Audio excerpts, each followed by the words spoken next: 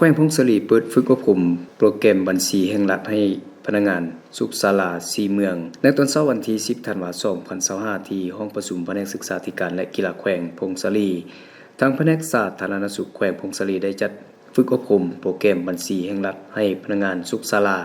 โครงการเข้าถึงบริการสุขภาพและโภชนาการระยะ4เมืองโดยการเป็นประธานของท่านไสนุภาพสุจันทร์หัวหน้าแผนกสาธารณสุขแขวงพงศลีมีบรรดานักสมณกรและภาคส่วนเกี่ยวข้องเข้าร่วมท่านไสนุภาพสุจันทร์หัวหน้าแผนกสาธารณสุขแขวงได้มีคำเห็นและกล่าวเปิดการฝึกอบรมอย่างเป็นทางการจากนั้นท่านคำตุนแก่นอินยาลาดหัวหน้าแขนงบริหารแผนการและการเงินได้รายงานจุดประสงค์เพื่อฝึกอบรมโปรแกรมบัญชีแห่งรัฐให้พนักงานสุขศาลาโครงการเข้าถึงบริการสุขภาพและโภชนาการระยะ4เมืองคือเมืองบนเหนือเมืองไม่เมืองขั้วเมืองสัมพันธ์เพื่อสร้างกลไกในการสร้างแผนการแผนงบประมาณและรายงานด้านการเงินแบบเชื่อมสานโดยผ่านเวียกงานสื่อสารเพื่อเปลี่ยนแปลงพฤติกรรมและความสิ้นเคยของสังคมด้านการเงินรายงานข้อมูลของแต่ละเมืองให้มีความถูกต้องทันเวลาและสามารถตรวจสอบได้เพื่อเป็นบนอิงในการบรรลุตัวชี้วัดเพื่อนำเอาข้อมูลต่างๆปนเข้าในระบบโปรแกรมบัญชีแห่งรัฐเพื่อยั่งยืนผลงานและป้องกันงบประมาณในปีต่อหน้ารับรองการนำเสนอ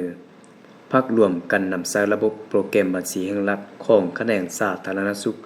เข้าในเวียกงานการคุ้มครองการเงินสุขศาลานำเสนอ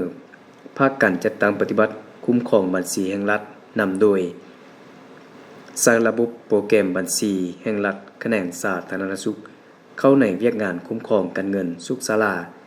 จากนั้นท่านวันณไซจันมะนามวิชาการได้นำเสนอภาคการสร้างแผนการและแผนงบประมาณแบบเสื่อมสานโดยนำสร้างระบบโปรแกรมบัญชีแห่งรัฐของแขนงสาธารณสุขเข้าในเวียกงานการคุ้มครองการเงินสุขศาลานำเสนอภาคการขึ้นบัญชีและคุ้มครองบัญชีทรัพย์สินโดยนำสร้างระบบโปรแกรมบัญชีแห่งรัฐของแขนงสาธารณสุขเข้าในเวียกงานการคุ้มครองการเงินสุขศาลา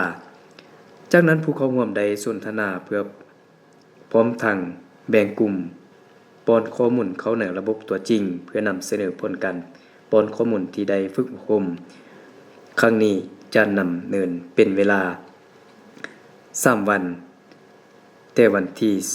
12ธันวาคม2025จึงจะสำเร็จ